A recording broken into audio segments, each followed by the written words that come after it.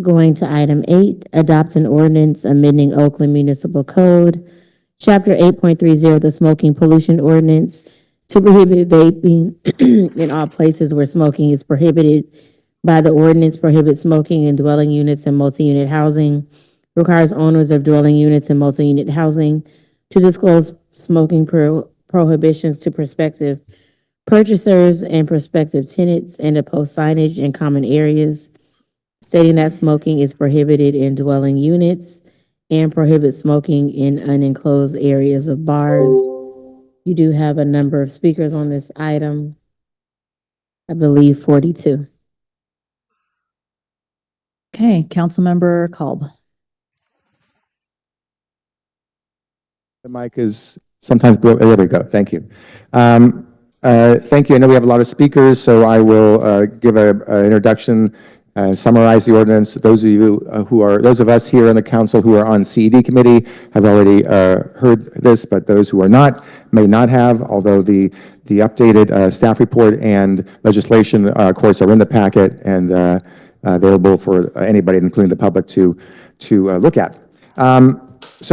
Basically, we already have in Oakland a no smoking ordinance. Many cities have such an ordinance. The state of California has a number of no smoking prohibitions, and the ordinance in Oakland has been created many years ago and has been amended a couple times since then, and now we're looking to amend it today in the following manner. One of the amendments is to extend the current ban on smoking in bars to the outdoor sections of bars. Under current law, restaurants, whether you're indoor, outdoor, at a parklet, in the patio and back, or inside, you cannot smoke at all. That's the law. If you're in a bar, it's already prohibited indoors, but outdoors it is not prohibited. And we're going to do, if we pass this, we will do what many other cities in California have already done to extend that no smoking ban to the outdoor sections of bars. Most bars don't have outdoor sections, but some do in Oakland, and they would no longer be allowed to have allow people to smoke in those outdoor sections of bars. And I know many of the employees who work in the outdoor sections would very much appreciate this provision. The other provision that this does, which I think will be the bulk of our discussion today among the public and ourselves, is to prohibit smoking in residential dwelling units. Just to be clear, when I say residential dwelling unit, I'm referring to both a rental unit, a residential rental unit, and a residential condominium, if the condominium is part of a complex that where the units are attached. So this would prohibit smoking in those units. There are, as you'll see in the staff report, there are several dozen cities in California that already prohibit smoking in residential units, and Oakland does not have that prohibition, and if we pass this, we would.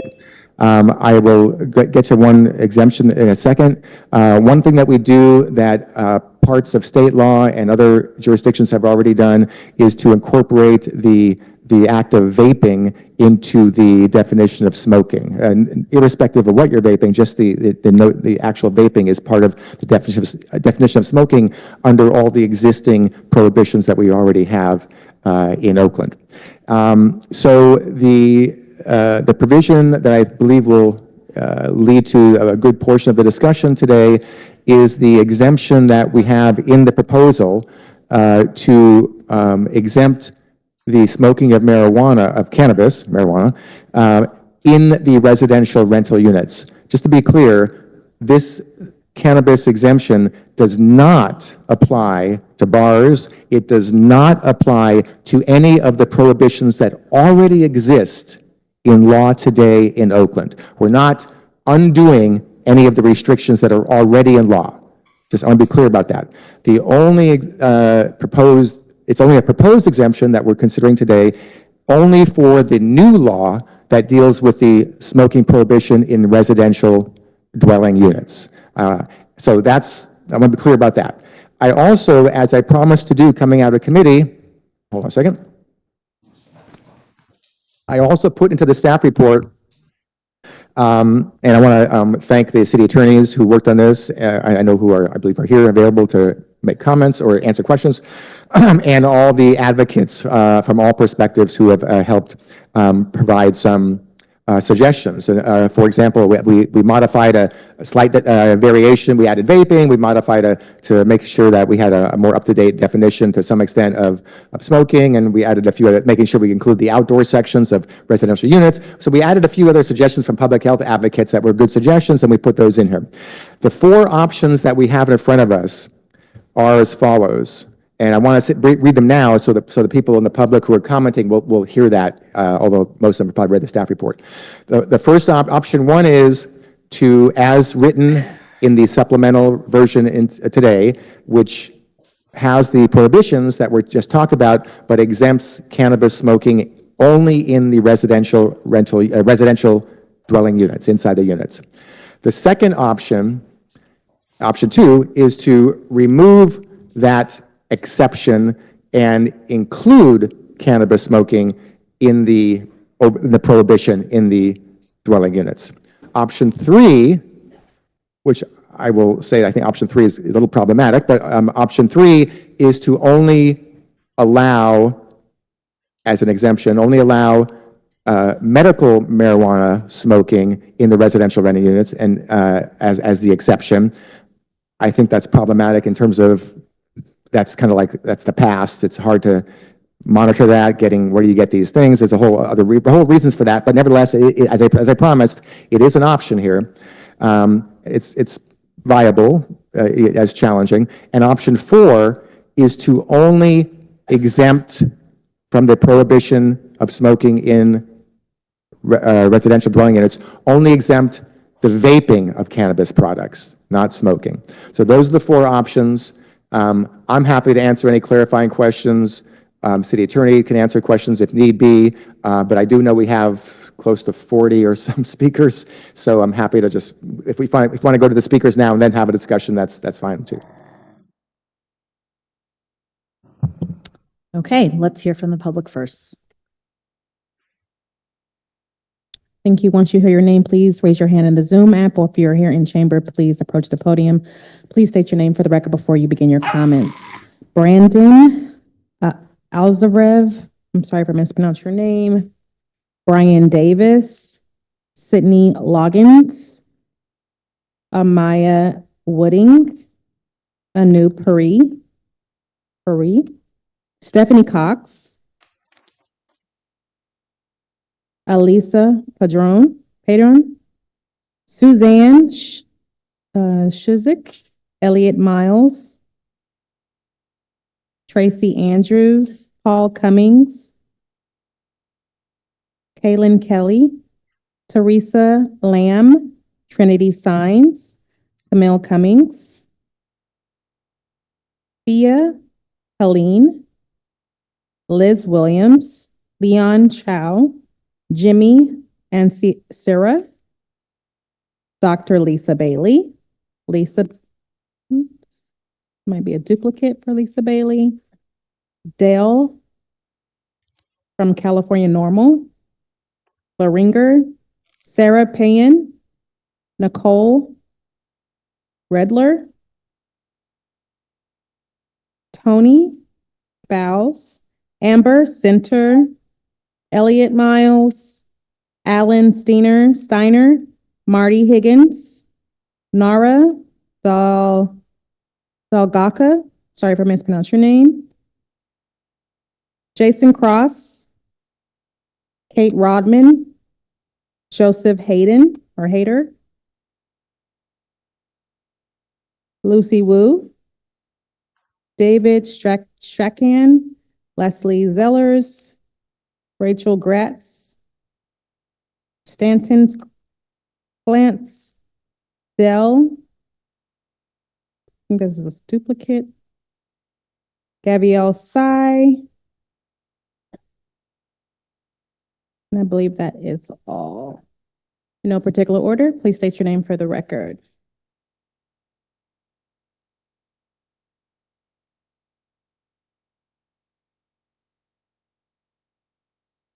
Its 140th anniversary on June 1st of this year. I'm speaking in favor of a citywide ban on smoking or vaping at bar patios. In 1998, my business partner, Carol Brookman, was a strong supporter of the statewide smoking ban for bars and restaurants. Despite forecasts then of losing customers and a very wet January and February, business at the saloon increased as soon as the smoking ban took effect and employee health improved. Our patio has been smoke-free since 2008 when it was constructed. However, despite posting no smoking signs at least once or twice a week, a customer will light up or use an e-cigarette on the patio and be asked to take it off the patio. A citywide policy of banning smoking on outdoor bar patios would treat bars and restaurant patios equally. It would level the playing field. It would assist businesses and employees in enforcing smoking bans, and it would improve the experience of the majority of our customers. Incidentally, under Oakland Measure Z and California Proposition 64, the consumption of cannabis products is prohibited at the saloon, which is a public place not licensed for the consumption of cannabis. Thank you very much.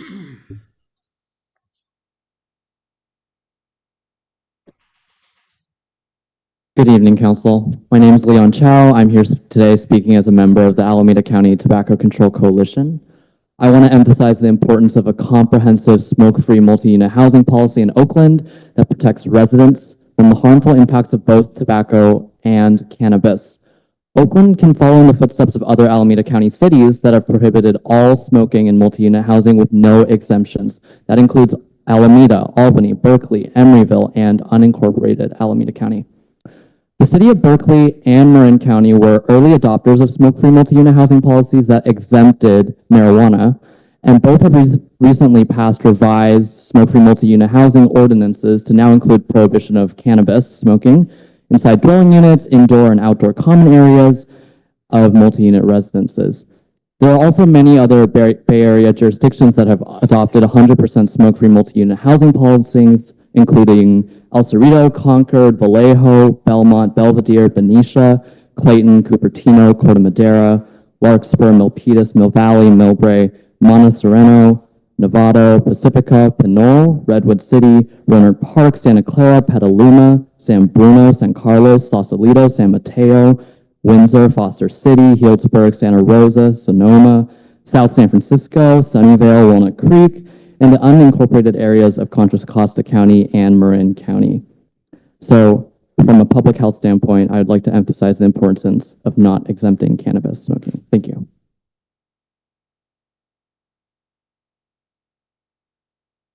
Good evening, council members. Thank you so much. My name is Elisa Payton. I'm a research scientist at the Public Health Institute. We have been studying best practices for cannabis policy for several years, trying to find the right method to allow legalization, but to do it in a way that protects public health and social equity. Unfortunately, the science shows that secondhand cannabis smoke and vapor pollutes the air as much or more than tobacco and may be even more harmful. Researchers have compared the pollution levels as fine particulate matter in the air when a user smokes a Marlboro cigarette to the pollution levels that occur when the user smokes cannabis in a joint, bong, vape, as well as when they vaporize cannabis. They found that all the methods of cannabis consumption produce as much or more pollution than the tobacco cigarette. Cannabis joints were the most polluting, producing 3.5 times more particulate matter than the tobacco cigarette. In another study that compared cannabis and tobacco smoke, cannabis smoke was found to have 20 times higher levels of ammonia and 3 to 5 times more hydrogen cyanide, nitrogen dioxide, and nitric oxide. Though a cannabis smoker or vapor may only inhale 2 to 3 puffs in a session and have fewer sessions overall than a cigarette user, the greater amount of pollution produced per session results in a similar overall pollution level in the residence. And then as to harm, 1 minute of exposure to cannabis smoke impairs cardiovascular endothelial cell function as much as 1 minute of tobacco smoke, but the negative effects last considerably longer, and use of vaporized rather than smoked cannabis does not reduce this risk. So in the spirit of this law and protecting other individuals, the cannabis exception for smoked or vaporized cannabis just does not make sense. Thank you.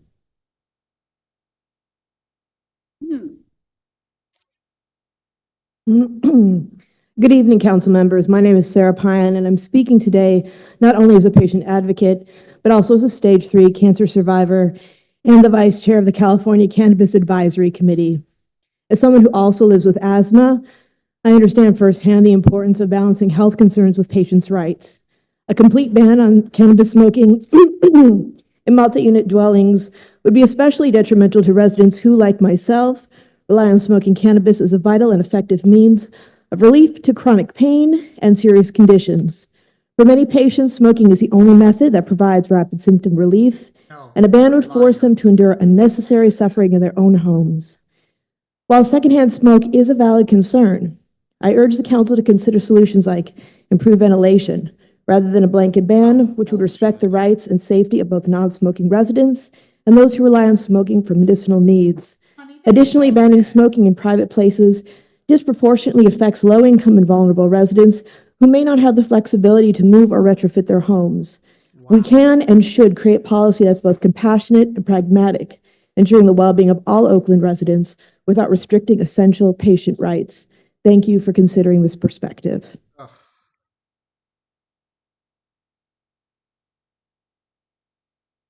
Crazy bitch. Thank you. My name is Dale Geringer with California Normal and also a proponent of Oakland's Measures the Cannabis Ordinance of 2004. I urge you to support the exemption. This ban on residential cannabis smoking is de facto a ban on all cannabis use for many Oaklanders. In fact, all Oakland apartment dwellers are people who can't afford their own houses. That's because, unlike tobacco, it's illegal to smoke cannabis in any public place, or vape it for that matter. So users have no place else to go. Now, I have to say the anti-smoke tobacco lobby has been blowing some smoke about marijuana. It's clear that secondhand marijuana smoke is safer than tobacco. Wow. For one thing, it doesn't cause cancer or emphysema even in first-hand users. That's according to the National Academy of Sciences. No study has ever demonstrated human harm for secondhand marijuana smoke. I would refer you to the letter that I sent from Dr. Donald Abrams, a world-recognized expert on both cannabis and cancer, that the proposed ban on cannabis smoking lacks scientific basis. There's really no question here that it's possible to allow cannabis in some units of an apartment and yet protect non-smokers who are in others. By all means, let's protect non-smokers from unwanted odors, but cannabis smokers need a right to their own space too. I thank you, and please support the cannabis exemption.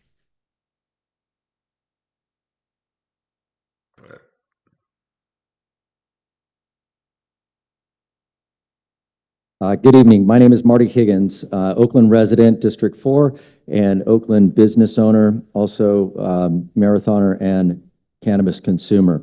I'm speaking in opposition to the proposed smoking ban that includes cannabis. A smoking ban without a cannabis carve-out is bad for Oakland residents. We need safe access with more places to responsibly consume cannabis, not less. I've been operating 2 on-site consumption lounges in San Francisco for the last 10 years on the basis of providing safe access and a community benefit. This proposal is an attack on tenant rights and small business owners' freedom in to operate their businesses. Proponents of this ordinance are arguing a provision of Prop 64 that cannabis smoking can be banned wherever tobacco is banned, which this is just not true. It also states that licensed consumption spaces must allow tobacco, which clearly they do not. I would lose my license if I allowed somebody to use cannabis in our consumption space. Cannabis smoke is not cigarette smoke, despite what some of the comments were previously made. I concur and agree wholeheartedly with Dale and his provisions. If you would like to read any of these articles, you could find them on his website in CalNormal. This proposal is a matter of private property owners, landlords, bar and restaurant operators, and they should be allowed to have cannabis be permitted and consumed on their property at their discretion. Please vote for the full cannabis exemption, option 1. Also to note, option 3, the term medical cannabis is no longer in use. All cannabis is considered adult use cannabis, marijuana, cannabis. Thank you very much.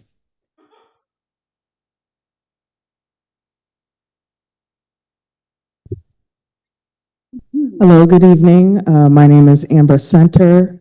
I'm a disabled veteran of the United States military.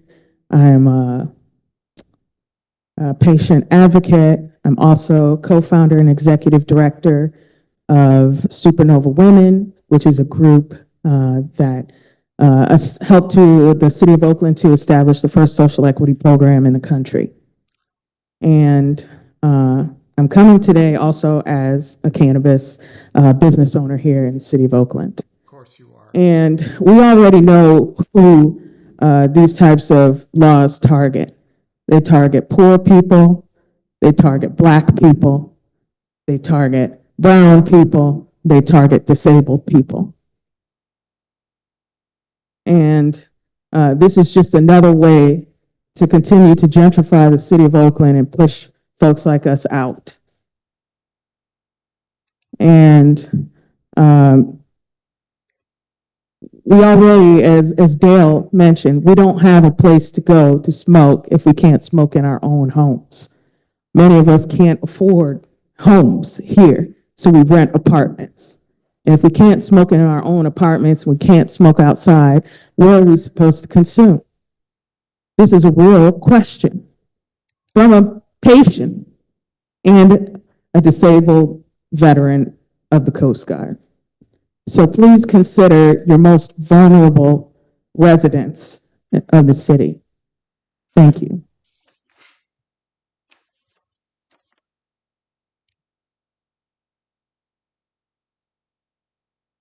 Hello, Council. My name is Alan Stein. I'm a resident of District 2 and an employee of a small business in District 3 in Uptown, speaking in support of the full cannabis exemption. This legislation goes much further than bar patios. Today, the council is considering 4 options of this ordinance, the most draconian of which would prevent renters from using any form of inhaled cannabis, including the use of dry herb vaporizers and oil vaporizers, including the devices such as this made in accordance with international medical device standards in their own home. Let us not forget, I know that there is a group that is speaking on behalf of the LGBTQ community. Let's not forget the central role that the LGBTQ community played and the role that cannabis played in the 1980s, bringing relief to AIDS patients when nothing else was available. For our patients and patients who are able to stop the symptoms of Parkinson's with a puff of their joint or prefer pulling out a bong in opposed to an opiate prescription, versions of this ordinance would lead to dangerous outcomes whose impacts would be felt most strongly by Oakland's most marginalized communities. The expectation that tenants should be expected to find a safe space outside to smoke is both ableist and classist. Remember, landlords in our city are already able to set rules for their own properties. That also includes bar patios. We heard from a bar owner who set those policies themselves. This resolution removes the right of those landlords and business owners to make assessments about what is right for those for tenants and their patrons. Cannabis is medicine, but the proposed medical exemption would essentially constitute an all-out ban. The CDPH medical card costs $200 and is intended specifically for high-dose patients, of which many medical cannabis users are not. Please vote for the full cannabis exemption, option 1, on this ordinance. Thank you.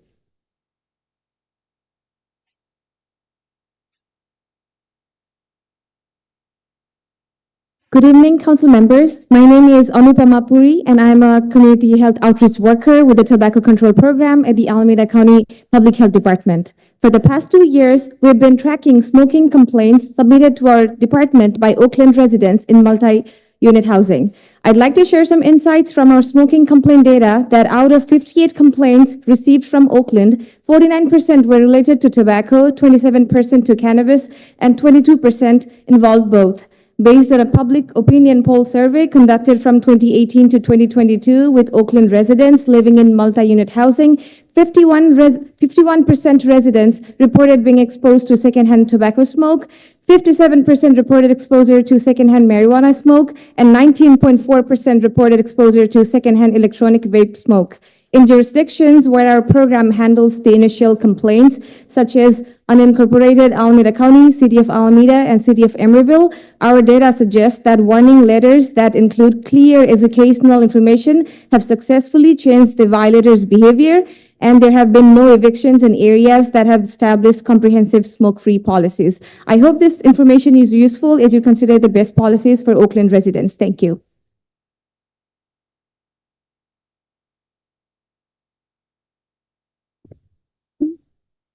Good evening, Oakland City Council. My name is Teresa Lamb, and I am a member of the Alameda County Tobacco Control Coalition. While there is a broad smoking law in place already that covers some parts of common areas and such, a comprehensive smoke-free multi-unit housing ordinance with no exemptions will protect all individuals from the harms of smoke, because at the end, smoke is still smoke. A comprehensive smoke-free multi-unit housing law includes no smoking or vaping in all units of a building, and it also applies equally to all multi-unit housing residents, as well as the ordinance will equally apply to tobacco and cannabis. This comprehensive smoke-free multi-unit housing ordinance will also include and apply to all apartments, townhomes, condos, and duplexes. It doesn't just cover the inside of the unit, but also in common areas, indoors and outdoors, as well as also as patios and balconies. The proposed ordinance, all of them should also have an equitable decision-making process that includes at least all key stakeholders so that there are eviction protections for residents in multi-unit housing as well. And lastly, the Alameda County Tobacco Control Coalition has been collecting statements from Oakland residents expressing the need for smoke-free housing in their homes. This stack has it over here. I'm presenting it here, and I can leave it with the clerk afterwards. It has over 100 signed statements of just residents that are sharing and expressing their concern for secondhand smoke in their homes and the need to have this addressed. Thank you again for your time in discussing this issue, and wherever I can leave this. Thank you.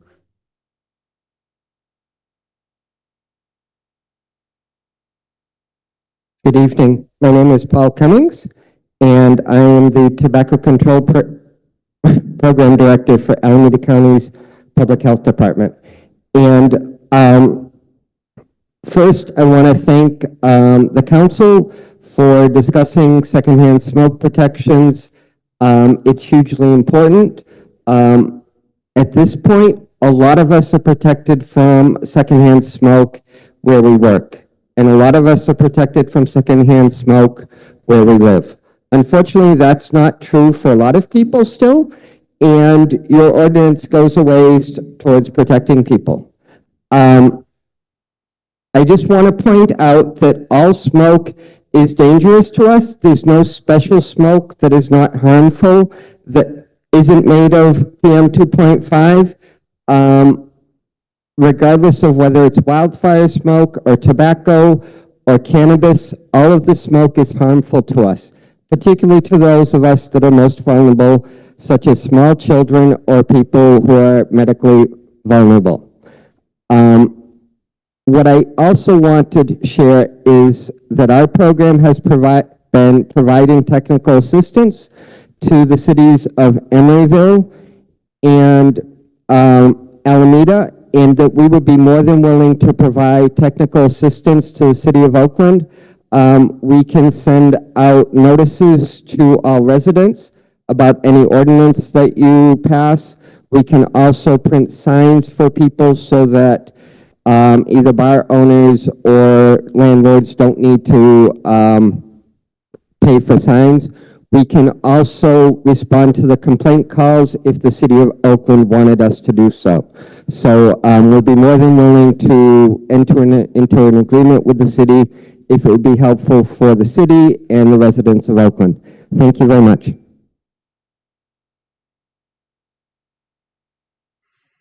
Good evening, Council President Bass and members of the Oakland City Council. My name is Nara Dalbaca, and I'm born and raised in Oakland in Council District 6. I have a letter here from Gina Austin, who had some issues with the Zoom and has she's an attorney with potentially another simple way to deal with this in the definition section of the ordinance. As this was submitted by the organization that is the proponent here, it represents a troubling overreach by a tobacco cessation organization. Tobacco cessation, not cannabis. Public Health Institute takes cannabis tax dollars to fight the expansion of legal cannabis. This has led to a public health crisis, including E-Valley. Public Health Institute does do some really excellent work, but their stances on cannabis are antiquated, prohibitionist, and wrong. Cannabis can be a bronchodilator. I have exercise-induced asthma, which is alleviated when I smoke before a workout. I've been a cannabis patient since 1999. For those who use cannabis for nausea or for stimulating appetite, edibles are not an option. For those who don't have the mobility to get outside when they need medicine, and as Dale stated, would be breaking the law outside, this ordinance says that they should face eviction for smoking or vaping cannabis in their own home. This ordinance is anti-tenant, ableist, and overbroad. The medical-only exemption is unworkable. Since Prop 64, nearly all medical cannabis patients like myself choose not to pay the $200 and go through the long process of getting the required county card. We just buy under adult use. Please support a full cannabis ban, exempting it entirely from this ordinance. Thank you.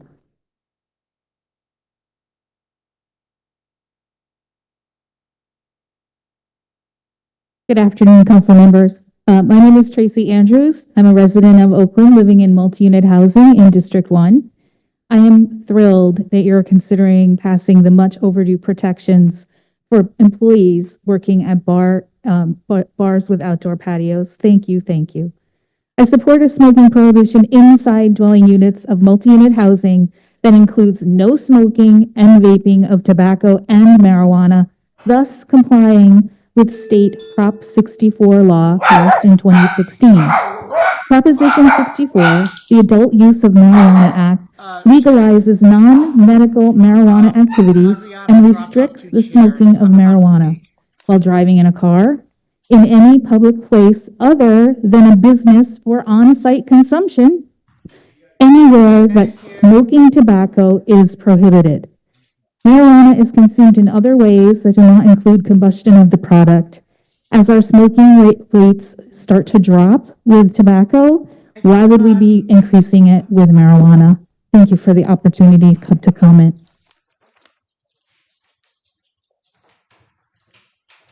Good evening, council members. My name is Liz Williams with Americans for Non-Smokers' Rights. I'm also an Oakland resident and renter in District 1. Throughout my career, I have received so many phone calls and emails from people who are suffering from breathing their neighbors' drifting smoke. And just as often these days, that drifting smoke is from cannabis, as likely as it is to be from drifting tobacco products. And it's overwhelming to realize how people's lives are so seriously impacted by having to breathe someone else's drifting smoke in their own apartment or condo unit while they're just trying to live.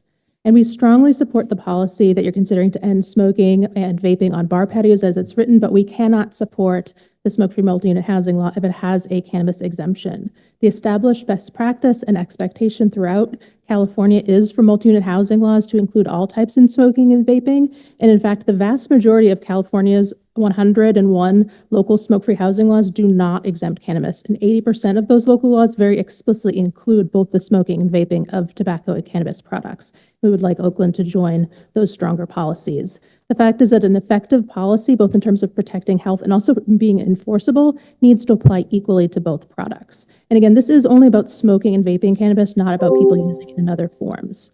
As we've heard, smoke from both tobacco and cannabis is made up of fine particulate matter that's released into the air, and breathing that fine particulate matter, whether it's from tobacco or cannabis or wildfires or even from freeway traffic, that has serious short-term respiratory and cardiovascular health impacts. There's also no known ventilation systems that can effectively protect people's health from breathing secondhand smoke. And so I just want to highlight that it would be very difficult to enforce a policy that is not treating these products in the same manner.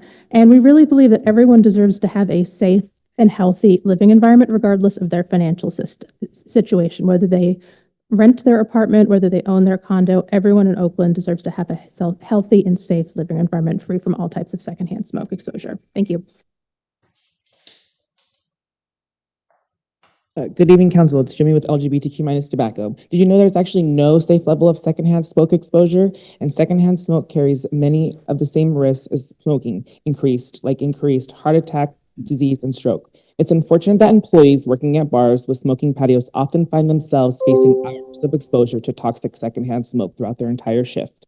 This issue hits close to home to me as I've witnessed the impact on my family members who've had to work in establishments where smoking was allowed. My uncle used to work in the kitchen of a restaurant bar where indoor smoking was allowed. Each day after work, he'd come home smelling like smoke, and my cousin would have these terrible coughing fits. My aunt and uncle had no idea what was going on until they took him to a doctor and discovered that my cousin was having asthma attacks that were triggered by the lingering scent of smoke on my uncle and his clothing. They were obviously shocked and at a loss of what to do. My uncle was undocumented, sole breadwinner for a family of 4, so he needed this job to provide. It was a difficult decision, but ultimately my uncle had to quit his job to protect his son's health.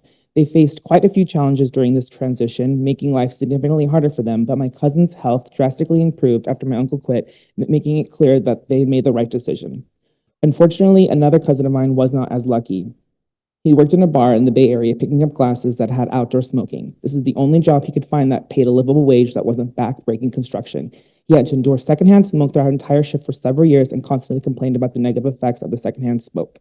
His experience isn't unique. Studies have shown that many bar workers in Alameda County especially are often young, low income, and people of color. Someone shouldn't have to choose between their life and their job. Thank you.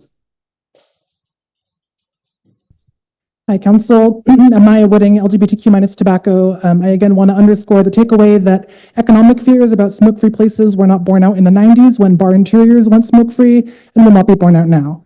We know this because we surveyed people who can name specific Oakland bars with patios that they go to, as well as people who generally enjoy Oakland nightlife. We asked how their attendance would change if Oakland adopted a smoke and vape-free bar patio policy. About 30% of the people who could name specific bars said they would go more, 60% said they would go the same, and meanwhile, half of people who generally enjoyed Oakland nightlife said they would go more, and 40% would go the same. So what this tells us is that most people will go more the same, and that smoky conditions that currently exist on patios are in fact turning away a lot of people who would be happy to patronize a smoke and vape-free environment. So in addition to protecting worker health and helping smokers quit, smoke-free bars are also good for business. Now, when it comes to the cannabis exemptions, the main issue here is that air drifts between units, and it's basically impossible to prevent that. So the claim that smoking must be allowed in these locations for medical relief is literally to claim that other people must be forced to take your medicine. Now, look, I'm a trans woman. We know something about smoking weed as a demographic, but to claim that people should have to take your medicine if they live next to you in multi-unit housing is a really disturbing and unethical proposition in literally any other context. Thank you.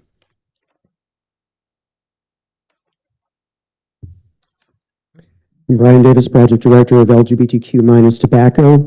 When the bars went smoke-free in the 90s in California, the bars made the same or more money, and bar employees kept their jobs. As was just described, nearly 1/3 of the Oakland bar patio patrons we've spoken to who go to bar patios told us they would go more often if they were smoke-free, and only 11% said they'd go less. 70% of smokers want to quit, including many bar workers. And so this is about inspiring people who smoke to quit, to help them quit. And many smokers also value protecting the health of those around them. At Oakland Pride this year, Claudia told us, quote, "It's good that we can have spaces free of tobacco. It's good for me because when I go out to a place, if I cannot smoke there, it helps me to quit. I think this is very respectful to not smoke around other people that don't smoke, so yeah, I support this." And at Oakland Pride, Mia told us, as a person with immune issues, quote, "As a person with immune issues, it really limits some of the places that I can go, especially in the queer and trans community. Secondhand and thirdhand cigarette smoke make me really sick. It would be really awesome if there were more places to go where cigarette smoke was not something that I have to try to navigate," unquote. And just speaking as someone who lives in multi-unit housing, who has been exposed to secondhand smoke, both tobacco and marijuana, and who has lung disease, I will tell you that it is not fair for us to have to breathe other people's quote-unquote medicine. There are other ways to take cannabis. There are other ways to deal with this. There are other places that could be worked out. There has to be a solution other than forcing people like myself to breathe a neighbor's secondhand cannabis smoke. It is not fair. Please take that into consideration. Thank you.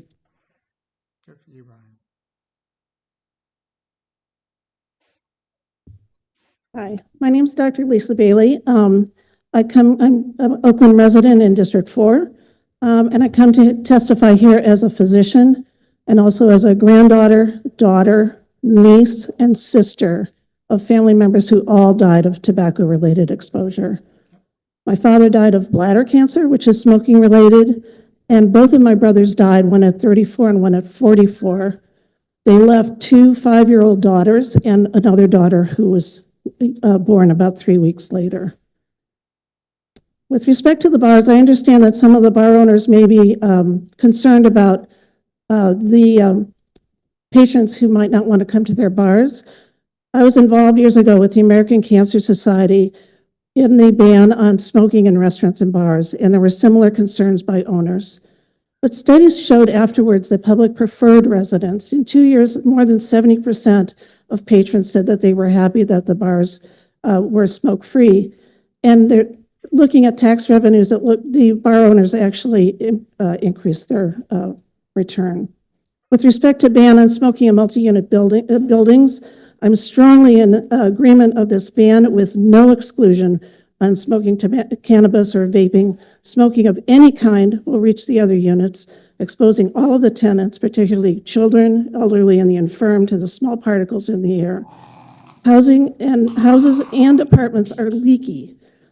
In addition to injuring the lungs, heart, and blood vessels, smoking can also increase the risk of breast and other cancers. There are other ways to take cannabis other than smoking, and no physician would recommend that a patient smoke cannabis as opposed to ingesting it in some other way. Vaping is also not safe for users and others. There are ultrafine particles that can enter the lungs and have substances such as benzene, formaldehyde, and others. So please vote on the ban for smoking.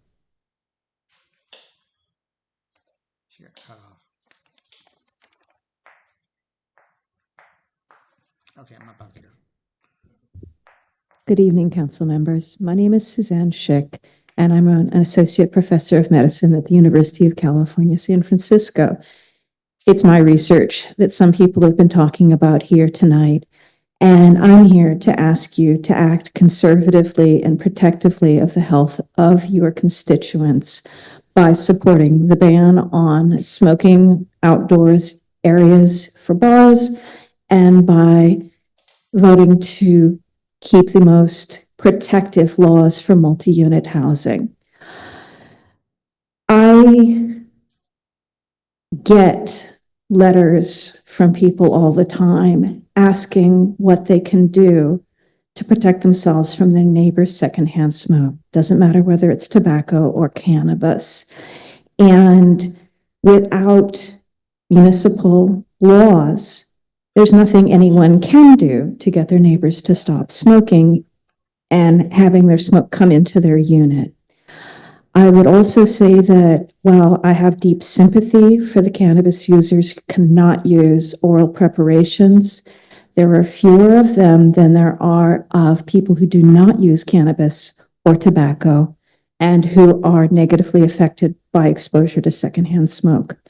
If you act protectively and conservatively, you will serve the best interests of more of your vulnerable constituents. Thank you.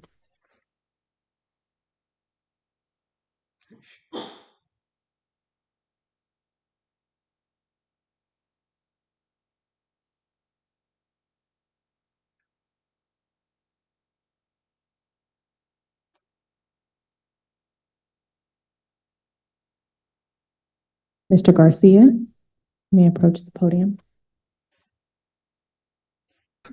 Thank you. My name is Ramon Garcia. I represent Equity Trade Network and Sovereign Pathways, a nonprofit. I am both Oakland business and a cannabis patient.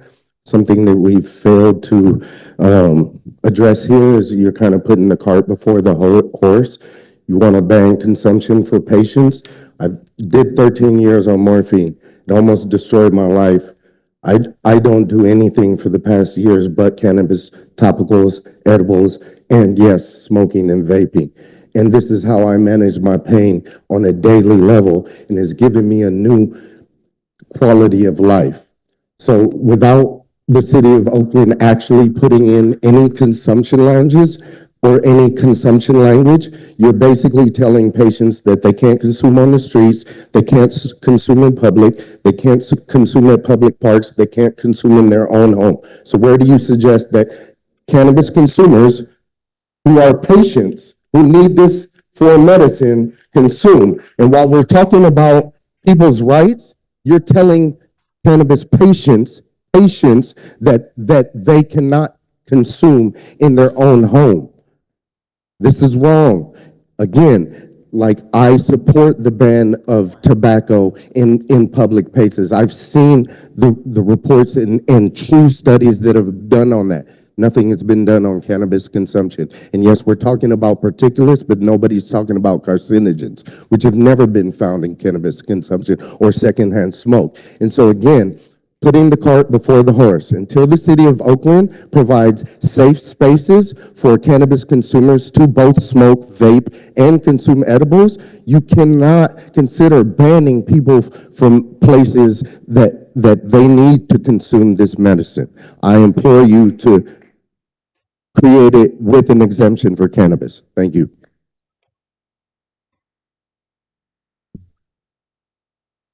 Thank you for your comments. Moving to our Zoom users, starting with Brandon Azevedo, followed by Jason Cross, Rachel Gratz, Stanton Glantz, Kate Rodman, Lucy Wu, and I'll pause there and we'll call the remainder names after Lucy. Starting with Brandon, you may unmute and begin your 2-minute comments, Brandon. Good evening. My name is Brandon Azevedo, and I am with the Alameda Contra Costa Medical Association. I am their Associate Director of Policy. We represent 6,000 East Bay physicians, including many living and practicing in the city of Oakland. Our members practice in a variety of specialties and care environments. We strongly support the city's efforts to mitigate all secondhand smoke in outdoor patios and multi-unit housing, and therefore ask the council to amend the ordinance to remove the cannabis exemption. Smoking and vaping endanger the health of the individual and those around them. Patrons and employees of bars and those who live in multi-unit housing should be safe and protected from harmful secondhand smoke. Exposure to secondhand smoke can result in respiratory problems, cancer, and other short and long-term health outcomes. It is important that public policy protects the health of our communities, especially those who are most vulnerable. By enacting this ban on smoking and vaping, Oakland can protect residents and workers by reducing exposure to secondhand smoke that harms their physical health. Please support this item so Oakland can join the numerous other cities and counties that have already chosen to protect their residents and workers. Thank you. Jason Cross. Hi, good evening. My name is Jason Cross. I'm a health educator with Breathe, California. I want to thank you, City Council, for addressing this today and express my support for option number 2. While I want to emphasize that the proposed smoke-free ordinance for multi-unit housing, patios, restaurants, and bars is a step in the right direction, I urge you to reconsider the ordinance section allowing cannabis smoke in these, quote, smoke-free areas. This is a problem for me, Breathe California, and the entire community because the entire basis of the ordinance becomes completely unenforceable if you allow cannabis smoke to remain in public spaces and living areas. This decision disregards the feelings of those who have health complications like asthma or respiratory issues. Allowing cannabis smoke but prohibiting tobacco smoke makes the whole ordinance weak. We have to be all or nothing. We cannot have one type of smoke being allowed and one being banned. All of it is bad for your health. We have a secondhand smoke helpline in operation for 30 years that the community calls in to report what they see. We get as many or more calls about cannabis smoke as we do about tobacco smoke. It's become an even more critical issue since the pandemic, with so many people working from home. There's clear evidence that secondhand cannabis smoke is just as toxic as secondhand tobacco smoke. Thank you for your time. Thank you for your comments. Moving to Rachel Gratz Lazarus. You may begin.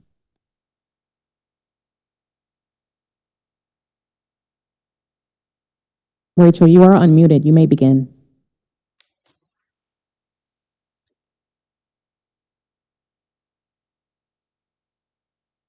Okay, moving to our next Zoom user, Stanton.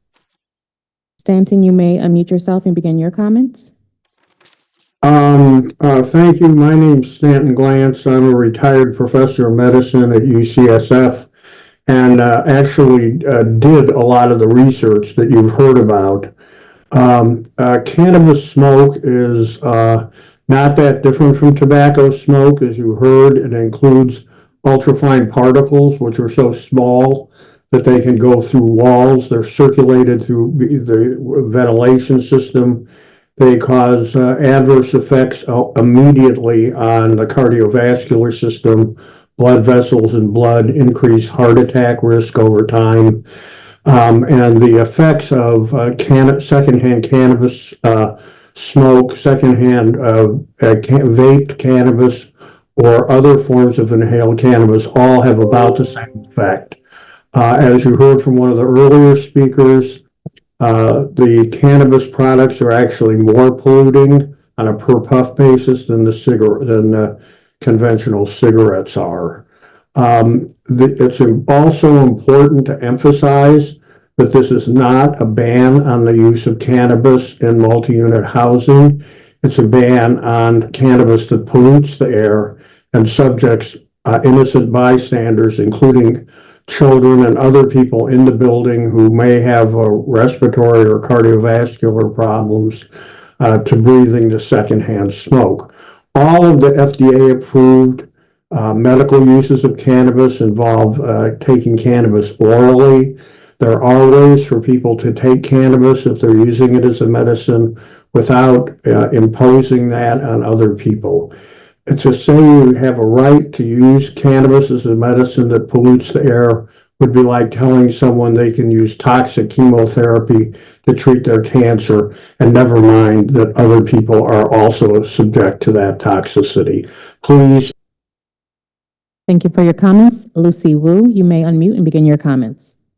Hi, good evening, Oakland City Council. My name is Lucy Wu, LGBTQ minus tobacco volunteer. I want to express my support for smoke-free bar patio, but I cannot express my support for any legislation that includes a cannabis vape or smoke exemption in multi-unit housing. So we've talked a lot about firsthand smoke and secondhand smoke, but I'm here to reveal a secret third thing. Third-hand smoke. Smoke is not harmless, even though we can't hold it in our hands. Smoking and vaping can lead to accumulation of third-hand smoke, both indoors and outdoors, which is a chemical residue that absorbs into paint, furniture, and skin. It's difficult to clean and exposes people to nicotine in the case of tobacco, and various other harmful chemicals that are still present, long after smoking stops. We've talked a lot about very vulnerable people, some who need cannabis and many who don't. Multi-unit people who live in housing, they're some of the most vulnerable people because who do they go to except for, their city to try and help them deal with, their neighbors. So turnover costs in apartments where people do smoke is approximately 2 to 7 times higher for rental units where smoking is allowed compared to the cost of maintaining a non-smoking unit. So there's also implications for landlords and also for future tenants. So I strongly suggest that, we come up with a better option than allowing smoked cannabis or vape. I yield my time. Thank you for your comments. Gabriel Sai. Good evening, council members. My name is Gabriel Sai. I am a community health outreach worker at Alameda County Public Health Department's Tobacco Control Program. I will be providing some additional information and highlighting that all smoke is harmful, whether it's smoke from tobacco, marijuana, or vape. All secondhand smoke produces harmful particulate matter, known as PM 2.5, that many have stated here today. Secondhand smoke from marijuana has been found to also have the same chemicals as smoke from tobacco, including those linked to lung cancer. There are no ventilation systems that can protect non-smokers from secondhand smoke, and this greatly impacts multi-unit housing residents, as 65% of the air inside one's apartment unit has been shown to come from nearby units. One study has found that the rate of particulate matter emission of pre-rolled marijuana joints to be 3.5 times the average particulate matter emission rate of tobacco cigarettes. Smoking inside increases concentrations of PM 2.5 and exposes others to dangerous marijuana smoke emissions. Allowing marijuana use inside units complicates the enforcement of no smoking policies for any other substances. Lastly, under California's Prop 64, marijuana is prohibited anywhere that smoking tobacco is prohibited. Thank you for your time. Thank you. Moving to Joseph Hayden. Joseph, you may unmute and begin your comments. Hi there, I'm Joseph Hayden. Calling in support of option 2. I'm a member of the Alameda County Tobacco Control Coalition, which strongly opposes any ordinance that includes a cannabis smoking exemption. The coalition requests that you either pass the version with no cannabis exemption or only pass the smoke-free bar patios portion. The burden of proof to show the type of smoke that is being forced on residents should not fall on their shoulders.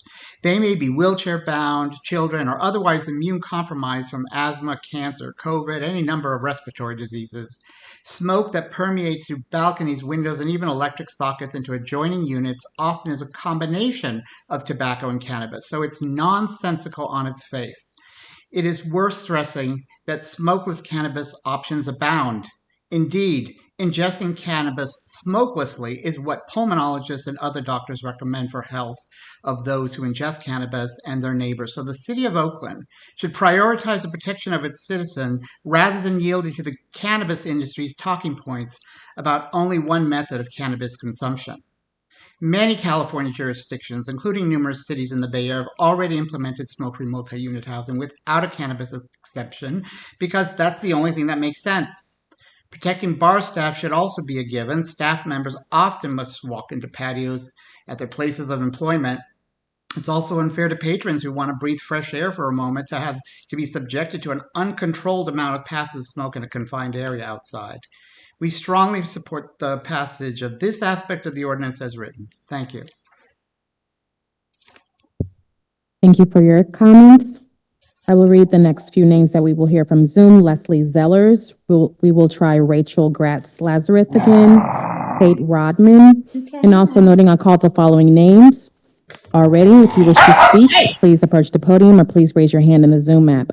Sydney Loggins, Stephanie Cox, Kaylin Kelly, Trinity Signs, Camille Cummings, Thea Helene, Nicole Redler, Tony Bowlers or Bows, Elliot Miles, David Strachan, Ellen Comp, and Dale Gringer. Sorry for mispronouncing your name. Moving to Leslie Zellers. You may unmute and begin your comments. Good evening, City Council members. My name is Leslie Zellers. I am an Oakland resident in District 1, and I've lived in multi-unit housing for more than 10 years, and I have 2 small children. I am here, I'm thrilled that the council is finally considering making bar patio smoke-free, which is long overdue. There is no logical reason why bar employees should be subjected to secondhand smoke when restaurant employees are not. And as we've heard from other speakers, when California created smoke-free bars, there was a fear that there would be economic loss that was completely unfounded because there are a lot of people who are not going to these areas because of the smoke exposure. But I'm disappointed that my hometown is finally considering smoke-free multi-unit housing with a cannabis exception. I strongly urge the council to prohibit smoking and vaping of all kinds, tobacco and cannabis. I have worked with other communities in California on tobacco control policy, and there are often just as many complaints about cannabis smoke exposure as there are about tobacco smoke. So it is impractical, nonsensical, and not protective of vulnerable people to exempt cannabis smoke. So I strongly urge you to amend the ordinance to include cannabis smoke. Thank you. Thank you, Leslie. Moving back to Rachel Gratz Lazarus. You are unmuted. You may begin your comments. Rachel, we cannot hear you. If you're connected to multiple devices, even Bluetooth, please disconnect. We cannot hear you.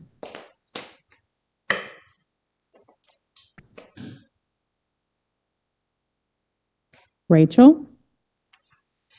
Oh, Okay, I believe you might be having technical difficulties. Moving to Kate Rodman. Kate, you may unmute yourself and begin your comments. Hello, my name is Kate Rodman, and I am a tobacco prevention intern at Breathe, California of the Bay Area. I think that smoke-free bar patios are a step in the right direction. However, I urge you to reconsider the ordinance section allowing cannabis smoke in these smoke-free areas. This is a problem for me, Breathe, California, and the entire community, because the entire basis of the ordinance becomes unenforceable if you allow cannabis smoke to remain in public spaces and living areas. This decision disregards the health of those who have lung and airway complications, like asthma or other respiratory issues. Allowing cannabis smoke, but prohibiting tobacco smoke makes the entire ordinance weak. Such a move will silence disadvantaged communities from even asking for their rights to healthy environments. There is no safe level of secondhand smoke.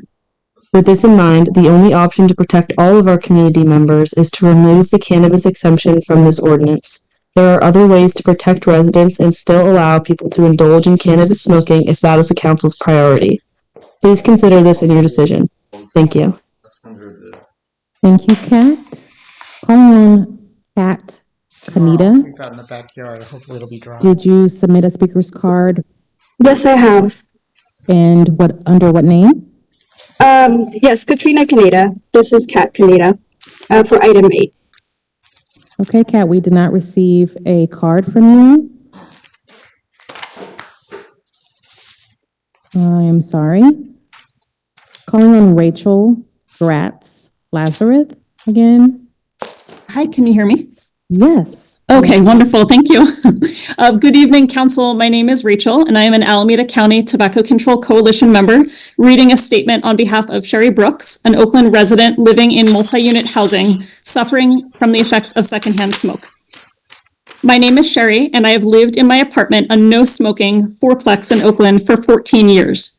In 2022, I started waking up as early as 3 a.m., coughing and wheezing from secondhand smoke wafting into my unit. I struggle to breathe. The air gets so bad, I have to open the doors and windows and leave them open all night. It gets very cold inside and it's not safe. When I'm exposed to smoke of any kind, I get suffocated, and the longer the exposure, the more exasperated all my health challenges become. I have spent the past 30 months watching my body and health decline. I spent the last 2 winters with concurrent lung and viral infections. These infections are a direct cause of the air I am breathing in my apartment.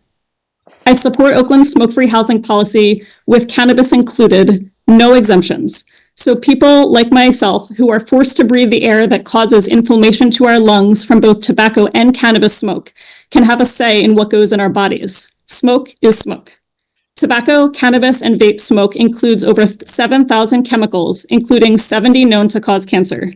Being exposed to secondhand smoke of any kind takes away our individual right to choose what goes in our lungs and our bodies. We are asking for a right to choose. I also support protecting workers by making bar patios smoke-free. Thank you.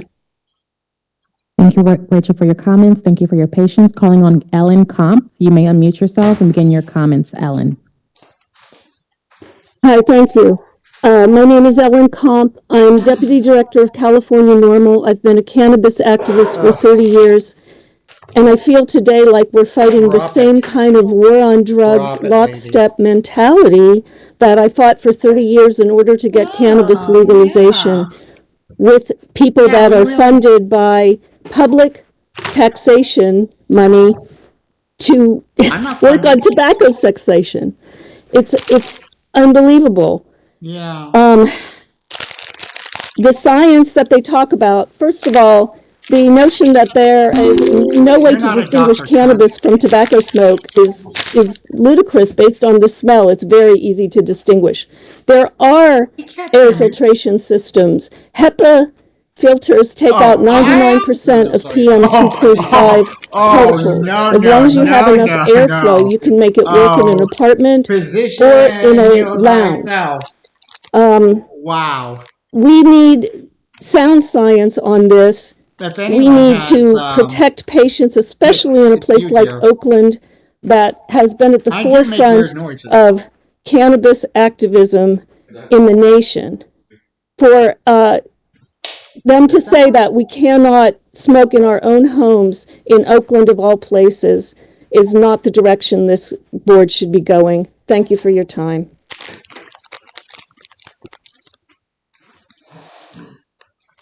Thank you for your comments. David Shawshan, you may unmute and begin your comments, David. Yes, good evening, council members. I'm a friend of the LGBTQ minus tobacco group and also a current edible cannabis user. I strongly oppose any ordinance that includes a cannabis exemption of any kind. I request that you either pass the version with no cannabis exemption or only pass the smoke-free bar patio portion. I have a compromised immune system and am conflicted about going to my neighborhood pub, mainly because so many people smoke on the patio. Since the pandemic ended, I've made several friendships at this pub, but I have to choose between keeping connected to them or leaving to protect my health from secondhand smoke. Every time I visit the patio and my friends are smoking, I come home with a cough. I wish more people didn't smoke on bar patios. Thank you. Thank you for your comments, Madam President. That was our last speaker. All names have been called for this item. Okay, thank you so much to members of the public for participating. Back to you, Councilmember Cald. Testing. Okay, here we go. Thank you, Madam President, and thank you to all the people who have been engaging in this over the past weeks and months, as well as those who showed up this evening or in recent days by email or in person or all the different ways people communicate with those of us on the council. I really appreciate it. Not with some of the comments, not most, but some of the comments notwithstanding, there are no evil people here. There are no, huge oil companies who are screwing everybody over here. That's not what we have in this situation. Yeah, we have some really important public health advocates and organizations, and we have the cannabis community that has deep roots in Oakland and has fought hard to legalize cannabis in situations statewide. And while some of the comments may seem adversarial, I want to be clear that I see no bad actors who are giving testimony or comment today. I see all good people who care deeply about what they're saying and having a positive outcome for as many people as possible.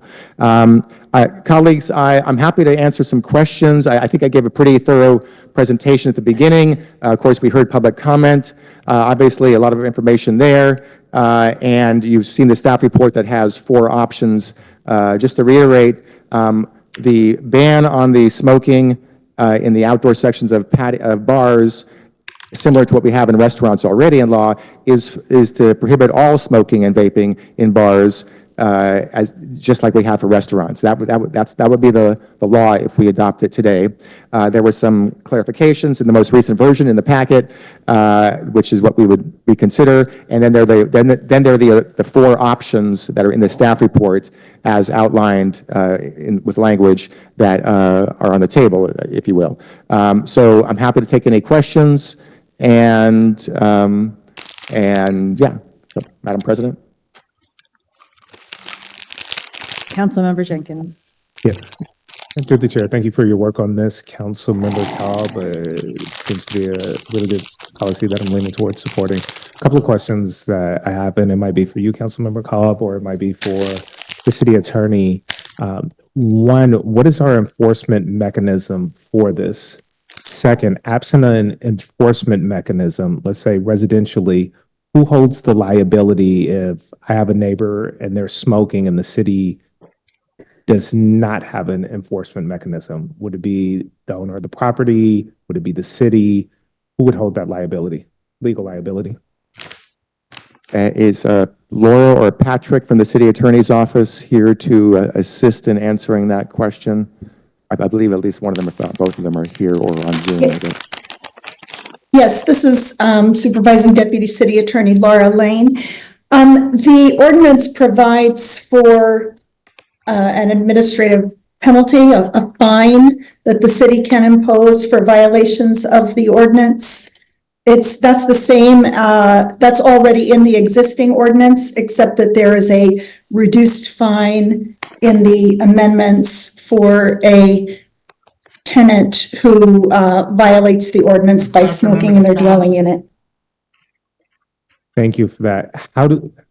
And I've experienced this before, neighbors that are smoking, but how do we prove that this tenant was smoking or that tenant was smoking? What's the verification process from the city? Asshole. So enforcement of the ordinance in regard to smoking inside dwelling units will be quite challenging. It's always difficult to prove conduct in private spaces. So I don't anticipate that there would be a lot of enforcement from the city on the dwelling unit prohibition. I expect it would be more commonly enforced by landlords incorporating smoking prohibitions into their rental agreements. If I could add to that, is my mic on? Testing 1, 2, 3, testing 1, 2. I'll move here. Let me add to that. Thank you, Ms. Lane from the State Attorney's Office. Today, of course, already today, there in existing law, there's a prohibition on smoking, all smoking, in the common areas of living apartment buildings and condominium complexes. That already exists. So there already is an expectation that the property owners would post signs. In fact, there's a requirement to post signs, and an expectation that there be some action to make sure people are complying with that. In effect, what happens is if someone smokes once and then they stop, nothing's gonna happen to anybody. If somebody is a habitual smoker and they are causing a nuisance to everybody else in the building, that is something that could be, especially if it's in the lease, which of course going forward it would likely be put in the lease because it's a law, that there could be subject to eviction. Now, we don't want anybody to be evicted, especially people who are already living places, but somebody who habitually smokes in violation of their lease, which would also be in violation of the local law, could be subject to eviction. Most likely they would get warning notices, and what I hear happens much of the time is they stop smoking because they don't want to have to leave their unit. So it becomes a self-enforcing thing. They stop the bad behavior because they don't want to get pushed out. Again, these are for the habitual smokers. One-time people smoking nothing's going to happen.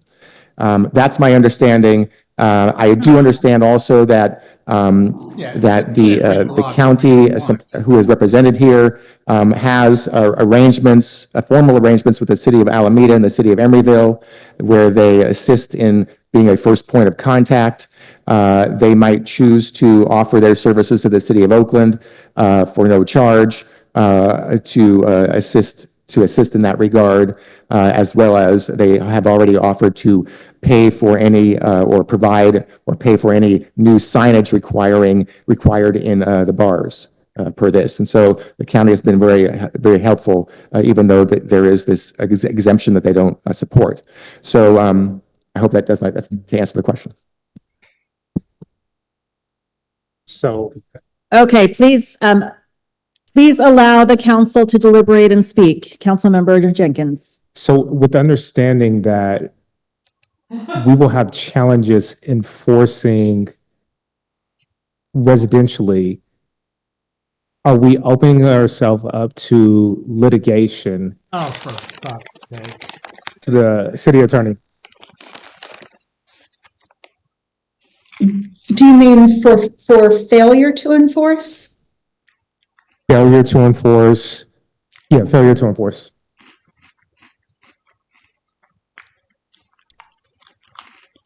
Ridiculous. I'd want to think about that actually before providing a response. It's in general, I don't think the city is obligated to, would be obligated to enforce. But you know what, I'm sorry, council member, I need to take a few minutes to think that through. Then second question, would housing providers be opened up to litigation because of our failure to enforce as well? Housing providers could potentially be open to litigation for their failure to enforce if they have a lease provision. For example, it's possible that if there's a dispute between Martians could land tomorrow. it's possible that a tenant could sue the landlord if they moved in with an expectation that it was a no smoking building and then they were being harmed by secondhand smoke. It's potentially, I mean, that could happen already without this ordinance, actually. Yeah. So Order in the chambers, please.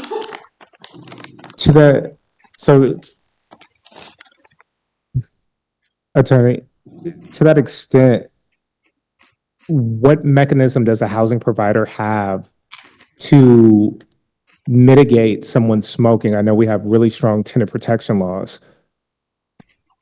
What options would a housing provider have to mitigate that? I'm not sure what you mean by mitigate. Do you mean? If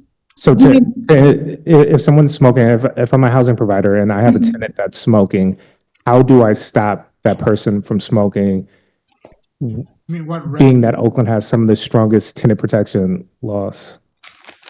So under the just cause for eviction ordinance, a tenant can be evicted for a substantial violation of a material term of the lease if the owner can demonstrate certain factors. It does have to be in a written lease and that was accepted in writing by the tenant. And I believe the owner has to show actual harm. So last question, would this qualify as substantial? And then to the earlier point that you made, when it comes to this would be very hard to prove, that would represent some challenges, would it not? Madam Chair, testing 1, 2, we're back on here. Testing. All right. This challenge already exists for many rental property owners. This law also applies to condominium complexes, but in the rental property owner situation, a number of rental property owners have a smoking prohibition in their lease. And in those situations, they already have this challenge. Us passing this law, just essentially what it does is saying, instead of some property owners having this in their lease, they all will. And so it expands the number of properties that are smoke-free. It's protecting most of the tenants who are non-smokers and don't want to breathe the smoke. But the question of a potential eviction, if it's in the lease, already exists today. We're just expanding the number of buildings that it comes into play. But the mechanism and the challenges are already there. We're just passing a law, therefore expanding the number of buildings where those come into play, where those might come into play. But again, what I hear what happens in Berkeley and what happens in buildings here in Oakland that already have a prohibition in their leases, there are complaints, but often the threat of an eviction, if they're habitual smokers, often, not all the time, but often gets them to stop smoking in the building. So that's what happens usually. Okay. Councilmember Gaio? Oh, I'm sorry, Councilmember Jenkins, are you complete? Councilmember Gaio? Yes, so Councilmember Cal, what is your recommendation? You presented several options, but what is your recommendation based on your research and so forth? I put forward the original proposal that came into committee with the four of us right here on the CD committee on the side, and that's what I'm proposing, which is option 1. I'm also okay with option 4, which we didn't have a long discussion on, but that's also in the packet, that changes the exemption to vaping of cannabis products only. It's a narrower exemption. But I'm okay with option one. So one and four is what I'm supporting. But again, if 6 of the people on the council want option whatever, I'm going to say, okay, let's pass something. I think we should pass something today. The worst option is doing nothing at all. I want to be very clear about that. Regardless of what anybody says out there in the community, the worst option is doing nothing at all. We protect fewer people by doing nothing. So that's what I feel strongly about that. Okay, for the public's information, can you read what is option 1 and what is option 4? Just for the information of the public. Yeah. Okay, so option 1 is the complete prohibition on smoking in the bars. Those are all the options include that. And that includes prohibition on cannabis, which I think is already prohibited under state law. And then option 1 includes a prohibition in smoking in dwelling units, condominium complexes, and rental units if they are attached, if they're a multifamily dwelling, with the exemption of smoking of cannabis inside the dwelling unit. To refresh our memory, the smoking of anything in the common areas is already law today, and we're not changing that. We're not adding a new exemption. Only the exemptions for smoking only in the new part of the law, which is the dwelling units. That's option 1. Option 4 is the same thing, except the exemption inside dwelling units is limited to vaping of cannabis products, not smoking and vaping. Those are 1 and 4. So your motion is you have both options on the floor for us to vote. I was going to make a motion after I hear from all the council members, but my motion is likely to be option 1. But, again, if everybody in the council wants option 1, 2, 3, 4, or whatever, I'm not going to fight it. I'm going to support passing something today. So that's where I am right now. I'm going to hold off on making a motion until I hear from everybody. Thank you. Okay, Councilmember Fife. Yes, I'm having a difficult time supporting legislation that would insert local government into people's medical lives. And what I mean by that is that there are individuals, some of whom we've heard from today, don't have the option of ingesting cannabis because they can't.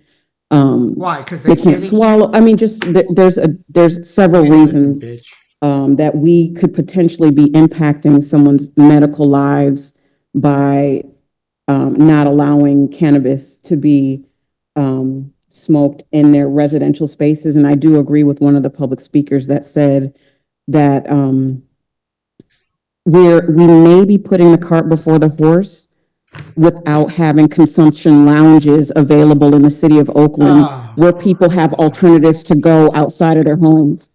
So I'm deeply concerned because I was in these chambers when so many Black people were fighting for the opportunity to legally enter the industry. I was part of that movement to do that work. And for them now to have all the challenges that come with the legalization, how that was, that's a totally different issue. But now not having anywhere to go to me is deeply concerning, particularly for individuals that cannot leave their homes, cannot have access, do not have the money to pay for the medical license and a host of other things. I deeply I support the non-smoking of tobacco in public places, the carcinogens that change the color of your walls if you smoke internal. I mean, I want to protect people who are working in restaurants and bars and patios and people walking by that have to be impacted by that, but I cannot in good conscience legislate potentially having an individual face eviction because they have nowhere else to go to consume marijuana. So I would make a motion to support option 1. I would make a motion to support option 1. When we get there, yeah. When we get there. I just want to put that on the floor and hear from the rest of the colleagues. Stupid bitch. I will share that I'm also deeply concerned about our ability as the city of Oakland to enforce any of this. Okay, council members, Kaplan, Ramachandran, Reed. Okay, council member Ramachandran. Thank you.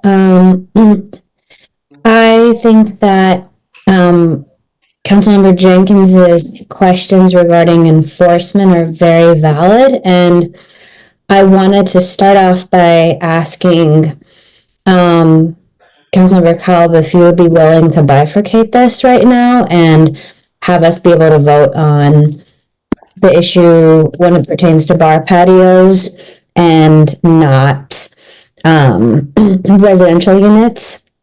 And in the case that you do want to move forward with both right now, I did want to express strong opposition to any of the other options that doesn't include an exemption for cannabis. I think the public speakers made it very clear when it comes to discrimination against renters, et cetera, but, you know, speaking from a personal experience, I had a medical marijuana card for several years until it was no longer necessary. And in the course of that time, I rented in 6 different apartments across Oakland. And I really relied on the goodwill of certain landlords to be able to not make it an issue and weaponized against me.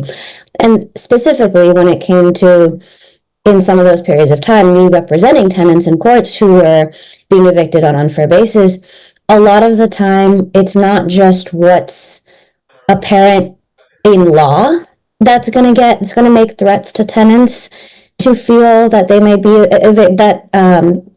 it's not necessarily always just law that gets someone to be constructively evicted. It's the threats that are involved as well, which can be weaponized not only by landlords, but also by fellow neighbors with issues against those tenants. And there's a whole can of worms that this opens when it expands it to cannabis as well. And again, we have extremely few places to legally smoke cannabis, and there are a whole lot of reasons why individuals may choose to smoke rather than consume edibles and other things that may be that may not produce the same amount of smoke. So I think that personally I would be most comfortable with given the enforcement issues for all kinds of, you know, I do support not having tobacco smoke in residential units, but given some of the real challenges with enforcement, my preference would be to bifurcate this to just focus on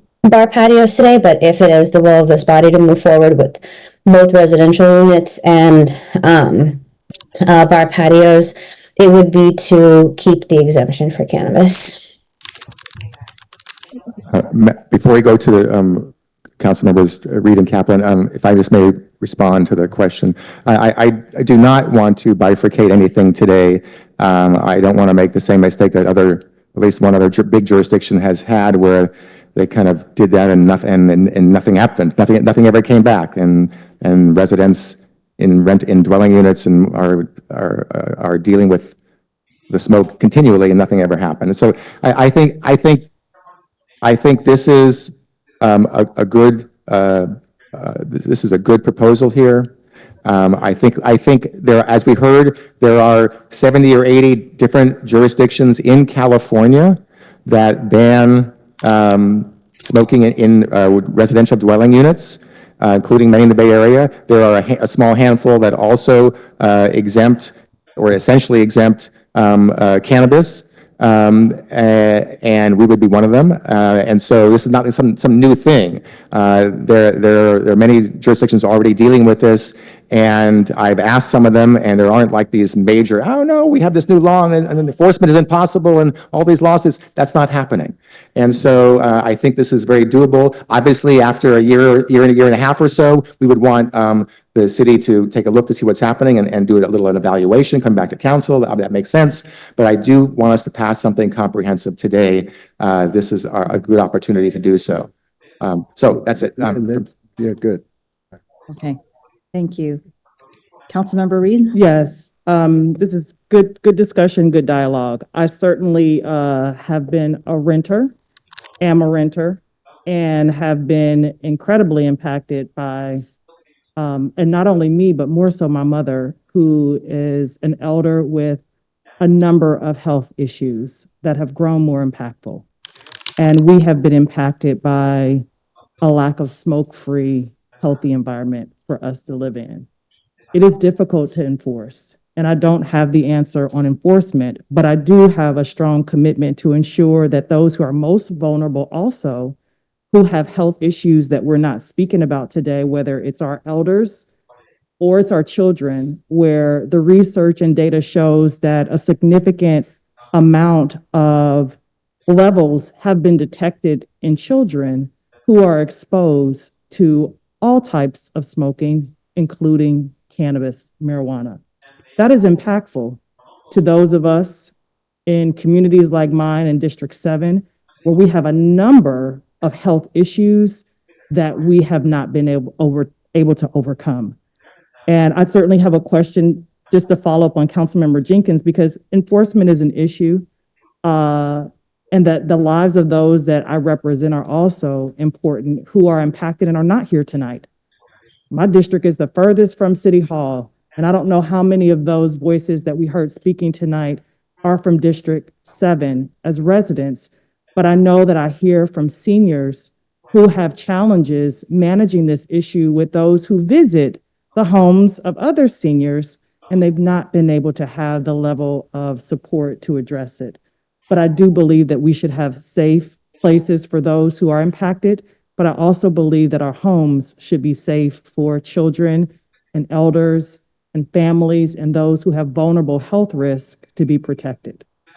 Through the chair to the city attorney, I do wonder, has the city ever had actions, or how many actions have we had where claims have been filed directly to the city or the city as a third party on any lack of enforcement to compliance on our existing ordinance? And if so, do we have a count of the total cost that the city has had to pay as a result?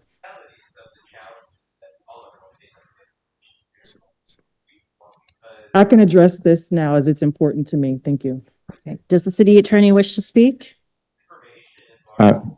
Is the city attorney, did the city attorneys hear the question? Sorry, this is Laura Lane. I wasn't sure if that was being addressed to me or if somebody was present in the room. I don't have the answer to that question right now. I don't know what claims have been filed. That's something I'd have to look into. If I may, I've talked to code enforcement, and I talked to others, and when we got the reports back, when we get our semi-annual report from code enforcement, they list the most common complaints. This is not anywhere near, this is not even on the list. This is how far down that list is. And so regardless of whether code enforcement is the one to enforce it, they're the ones who would often get the complaint from residents or neighbors or condominium owners or whatnot. And it's a rare complaint. It sometimes happens where landlords have to take action because it's in the lease. And that already exists today. It sometimes happens when landlords have to remind people you can't smoke in common areas. That already exists today. So all we're doing is just kind of enlarging it to protect more people. This is not something brand new. It already exists in 80 some odd jurisdictions in California, including many in the Bay Area and in East Bay. So I think we're letting ourselves kind of like create these magnitude of worries that goes way beyond what is it would happen or has happened in other cities. So I'd like us to pass something comprehensive today. Thank you. Can you share again to the public which option ensures that residents may have that protection, just for clarity? I'm sorry, what was the question again? Which option does not allow cannabis smoking in the home? Can you just clarify that? Which option removes the exemption for cannabis inside the residential units? Is that what you're asking? Which option removes the exemption and therefore prohibits cannabis smoking inside the units? Correct. That's option 2. Thank you. Okay, you're welcome. Okay, anyone else wish to speak? Councilmember Gayo? I'd like to have a Councilmember 5 make the motion and I'll second. Okay, there we go. Let's call the vote then. Rebecca? Did Rebecca want to say? Rebecca, do you wish to speak? Is the motion on the floor option one? Yes, the motion on the floor is option one from Gaio and Fife. Thank you. Okay, let's call the roll. Thank you. This was moved by Councilmember Fife, seconded by Councilmember Gaio to approve option one of this ordinance, approve this on introduction. And Madam Clerk, that is, the option one is the most recent legislation, most recent supplemental legislation in the packet. Yeah. Thank you. Supplemental legislation dated November 7th. Thank you. On roll to do so. Council members Fife. Aye. Gaio. Aye. Jenkins. Abstain. Cobb. Aye. Thank you. Kaplan. Aye. Thank you. Ramachandran. Aye. Thank you. Reed. Abstain. Thank you. And Council President Boss. Aye. Thank you. The motion passes with 6 ayes, 2 abstain, Jenkins and Reed. This item will be scheduled for final passage on December 3rd, 2024. Okay, thank you everyone for participating. We have 2 more items. Let's go to item number 9.